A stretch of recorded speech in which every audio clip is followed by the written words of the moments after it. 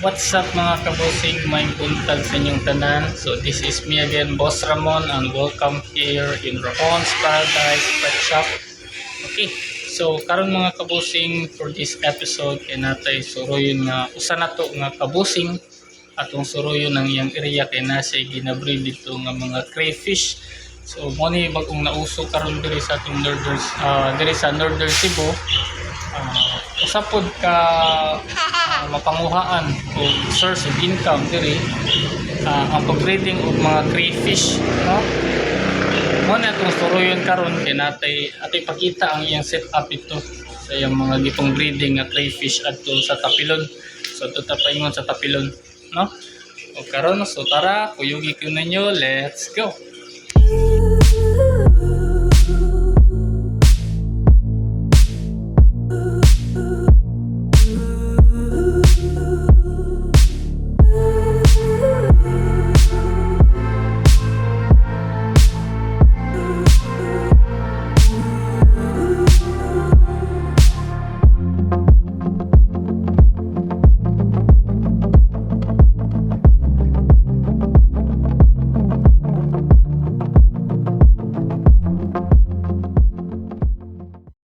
Og dira mga kabosing na natadiri karon sa pantalan sa Tapilon kay naa diri dapita ang area sa atong kabosing atong suruyan karon.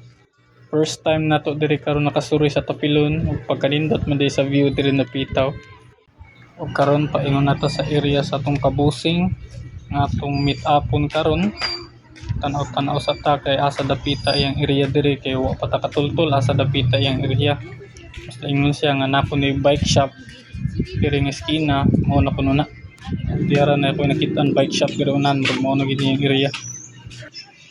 Ayo. Mo tingin ni. Boss.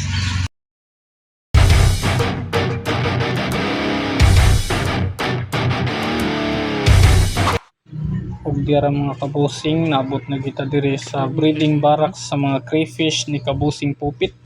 Tanang oras kadaghan nag-sit up diyan ni diri pita Sa permirong tan-aw pa lang makita na gini mo kung unsa kahilig si Kabosing Pupit magbuhi og mga crayfish. Ug karon mga kabosing akong ipakita sa inyo ang mga crayfish nga iyang ginabreeding diri sa iyang barracks. Unsay pangalan ani nga strain? Australian red claw crayfish. Ganun sa Basta limpyuhan na yun, dali ra kay sila magkuhan. Dali ra sila mamol. Kanin sum na click ko ni. Delfin. Diyan na. Kadako nga ni. Tulo na kabok. Delfin catfish. Ang paborito. Mura na akong gibilin sa tanan monster na ko. Yung isda na ko diri. Naam kuno kay gar diri baligyan di mo. Matay ang ako ate. Yang ikatong akong ipuli. Kani mga similya ni diri. Gagmay Ako pa na malimpyuhin. nilimpyuhay ni mo ni. Trabahoso bugay ni no. Nilimpyuhay ni mo ni trabahoso ko kay. Kuan. Design na kita ko filtration nga kanang mausara nya. Kung ko'y time eh.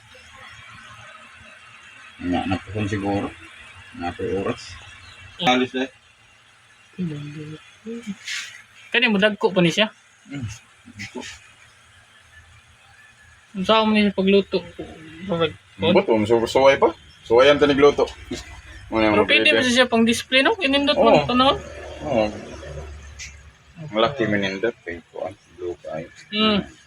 Lahi sa din siya sa isda no. Gawa ni. Malaki. Ako na ng proud. Nara, awa na talilutas ng gani. Ano nagbuhi ng ginuban? Para. Ang kilid. Hapit na ni. Limpyuhanan na sad ni pero ready ba limpyo siya iniguan. Ang pag-breeding ani si pagi pag-breeding. Isagol rin mong paglaki. Na ratio ba? Nya mo drop ra diretso. Itlog. Dili. Ang bay kay kumukuan. Ang itlog iyang inganana ba? Iyang puyoson ba? Ano? Pusas tiyan? May pusas tiyan. Lahi na mo kay bulihon mo na. Ang kuyaw mong kayo. Kani bayi ni siya? Bayi ni. Bayi na. Ano, talilutas na. Kuan na, klaro ng mga mata. Yung piso na largo na kamungamang na. Buhian na niya. Uban pagpag man di ko maahat man gud. Taghan sa ko breeder, di ko mahadlok ang pagpag. Luoy man pud kay ma-pressure man. May ganang ilag yung lutas nga, ilag yung gustong lutasan.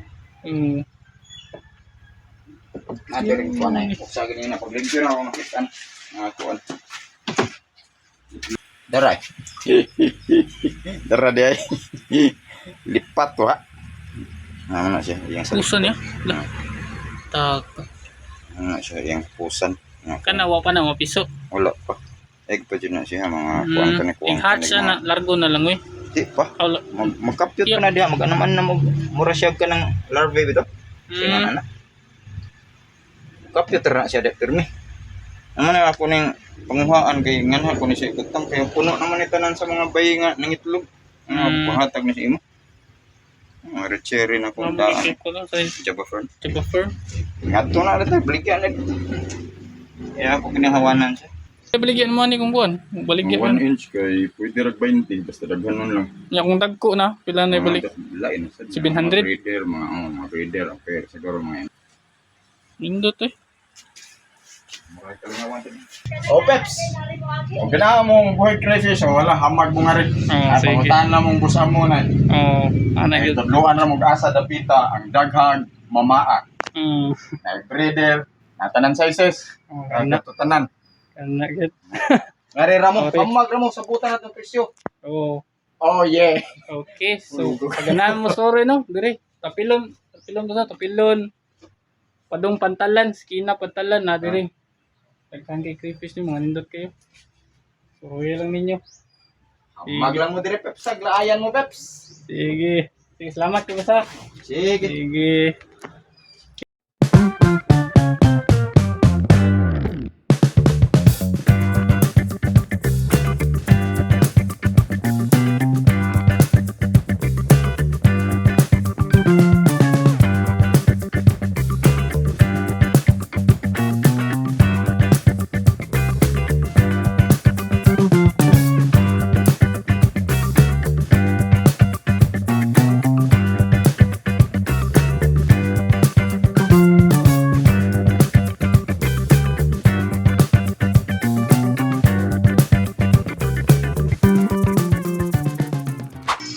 Okay, so mao to mga kabusing ang area ni Kabusing Pupit, ang iyang breeding barracks sa iyang mga crayfish. So as makita ninyo sa iyang setup, grabe yun kayo ang pagkahilig ni Kabusing Pupit sa pagbreeding of crayfish. So very passionate kayo sa iyang hobby, no? So diyan mo makita kung sa kapassionate ang tao sa iyang hobby, kung musuroy na ka adto sa iyang area, no? So, tindot kayo yung setup, bisag simple lang, pero daghan kayo sa crayfish nga nabutang o natiman dito sa iyang area. So, muna yung nakanindot sa atong bino, kay makamit po tag mga laing kabusing na to, ang kaubanan nga, which is also very passionate sa ilang hobby. So, nindot kayo, kay makita niyo ang ilang pagka-creative, sa ilang setup. Muna yung nakanindot sa fish keeping hobby, kay kadaghanan yun fish keeping hobby is mga creative yun. Manggawas yun ang pagka-creative silang mga setup.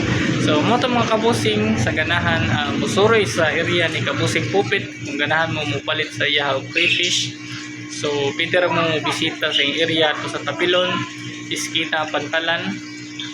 Kung ganahan mo message sa iyang Facebook account, mo niya Facebook account Idol Pupit, ako na ibutang dili sa screen. Mula sa to karon for this episode mga kabusing, kung if you enjoy our episode today, don't feel free to subscribe our YouTube channel. You can also give us a comment below kung unsay inyong pamati sa itong episode karon, no? So mo to mga kabusing, mula sa to karon, God bless sa atong tanan ug happy fish keeping sa atong tanan. Alright.